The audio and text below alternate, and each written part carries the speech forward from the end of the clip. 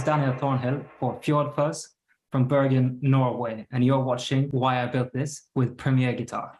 The biggest inspiration to my pedals, I'm not quite sure what you would say is, but I think the fact that I'm doing this whole operation from what is essentially a quite small town on the west coast of Norway probably makes a pretty big impact on the kind of product that I'm making.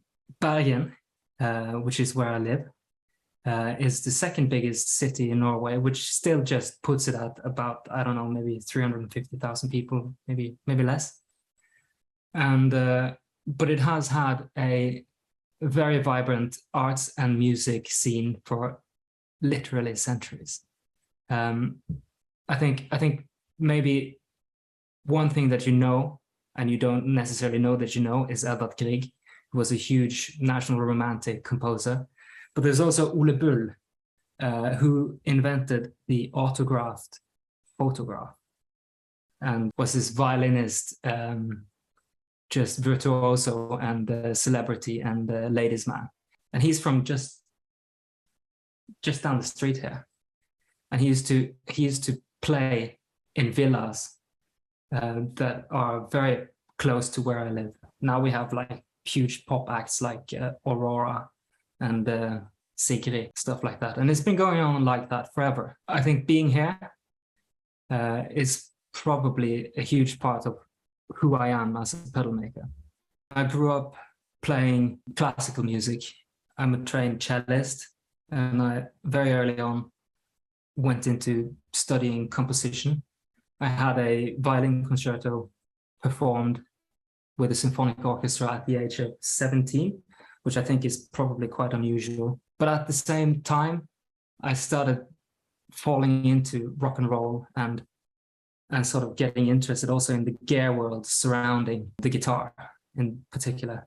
And as a composer, and this is going to sound a little bit pretentious, but as a composer, I found just the world of effects pedals very interesting in terms of all the different sounds and expressions you're able to conjure out of these things. And so I thought that I was going to be a composer, and it led me down the path of building pedals instead. I've always been a bit of a synesthete, and I think as a composer I was trying to sort of merge these different sensory inputs into big expressive emotions with orchestral backdrops, and now I'm doing the same, only I'm trying to sort of fit one specific blob of emotions into a single sound. And to do that, I think it's likely quite conducive to the creative environment to have the pedals be very simplistic, but at the same time also have each control offer up a lot of variability. So you have something that works in a live situation and doesn't get between you and trying to get whatever you have going on inside you out through your instrument, through the air, and into whomever is listening to it. What I want to do is I want to have just the utmost in terms of simplicity, user-friendliness, and also remote control. So I use a lot of secondary foot switches to just help you sort of fit what you're doing together with whatever else you're doing as you're playing. I'm adding expression controls, huge knobs, so you can turn stuff with your feet. So you have your hands and your sort of torso free to express whatever you're supposed to be doing. The most unique characteristic of my pedals, I think, as a creative person, I'm kind of obsessed with making everything fit within a system of symbolism and ideas and concepts, and that can sometimes go a little bit overboard. So there's been something like 25 different versions of Embla, which was the first pedal I ever created, and it's been increasingly getting closer to just the sort of precise tool that I was talking about, and how it works as a very specific functionality of my audio chain.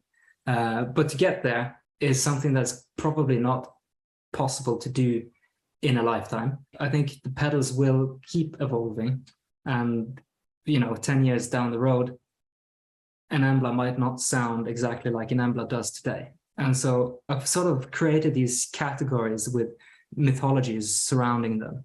So Odin is just, it's the one that you get if you want a really proper fuzz with an octave fuzz. And that means one thing, but it's also a very specific tool for creating different textures within a band situation. I originally created the octave up fuzz based on a pedal that my friend Ruben from Untitled Orchestra showed me, and then I discovered you could easily make it a non-octave fuzz too, and I found that fuzz to sound quite a bit like his guitar tone on the song American Guilt, which I later discovered because he told me was recorded with an Embla that I had given him earlier. And so, but what I wanted to do with Odin was I wanted something that gave you, without the octaves, you could have a sort of quasi first phase Jimmy type sound, but have it work within a modern system. But it could also make you sort of fall back into the mix so that you're not sticking out. And whenever you need to stick out, you have the octave fuzz and you can just punch that in. So it's louder and it's extremely pointed, but it's very clear. It's mids forward as opposed to most octave fuzzes. And it just sort of becomes your solo tone, and you can use the fuzz tone as either something that's a textural element if you have a bunch of stuff happening in a band, or you could have it just as your main fuzz if you're in a trio, or if your bandmates understand how to sort of let the fuzz breathe through the mix, which isn't something that you usually find. If I could get my pedals into any player all throughout history, in his hands or her hands, who would that be? I think I'm sort of already sorted when it comes to that, because, I have people like David Thorne and like Noel Gallagher for some reason. And obviously Ruben, my friend from Untitled Orchestra, Kenny Beats for some reason. He's this huge like hip hop producer. Also, obviously, Reine Fiske, who is probably our time's greatest guitarist. Without him, there would have been no Tame Impala. He's sort of the granddaddy of the him and his friend Gustav in the band Dungen were kind of the granddaddies of the new psych rock era that we're still sort of living through, I think, and which has been important to Fjord Fuzz. But I think more importantly than just like getting my pedals into players' hands, which is something that I do on purpose sometimes. Like recently, I got sort of backstage with Jeff Beck and Johnny Depp. I didn't meet them, but I got pedals in their hands, and so it's that stuff that I do. But I prefer meeting people like that because I want to. What I'm actually doing is I'm sort of using this thing to access friendships, which turn out to be mutually very delightful friendships quite often with people that I ordinarily and most people usually don't have access to. And some of my absolutely greatest friendships in my adult life have been emerging through this sort of interaction of being a pedal builder.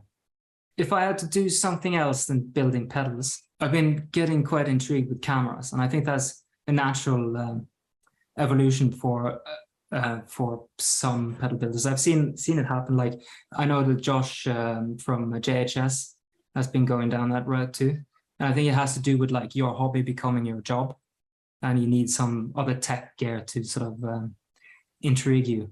And I actually have a degree in like computer science, with specifically artificial intelligence and computer vision as something that I worked quite extensively with. And so I think in a different lifetime, I think I would have chased down the camera business. In this timeline, what I am actually doing is I'm working on something like a 15-year plan, where I'm trying to make Fjord Fuzz so viable economically that it can support me going back to school, studying maybe chemistry, maybe medicine, because I want to sort of get into helping with the new psychedelic revolution of mental health, because that's something that intrigues me quite a bit. I'm not saying everyone should be doing it, so this is not a endorsement of psychedelic self-care, but I think there's very important and interesting stuff happening in that field, and I'd like to contribute. What other piece of gear is the perfect complement to my pedals? I think there's two correct answers to that question. The first one is has all to do with my new Uni-Vibe. It has an expression input, and I think you should use it. And you can just get pretty much any expression pedal. It opens up so many new ways to work with a Uni-Vibe, and it's also how it was originally intended. You know, you couldn't operate a Uni-Vibe without the expression pedal or some contraption in place of it, right? And you know, I've been using it as kind of like a wah, which is very fun, because you have like this huge undulating bassy thing going on in heel position, and then you kick it into the toe position, and it sort of adds this this sort of trill or a sort of a wash of what feels like repeats, almost like there's a delay going on, right? Like a quick sort of slapback thing at the top end of the LFO curve, and it's hugely inspiring. The other correct answer is get a proper power supply. I make sure that no matter what happens to your pedals, I will always fix them for free. I may not do it quickly, but I will forever fix any Fjord Fuzz pedal. I don't want any of them lying around being dead. That also forces me to always improve the design.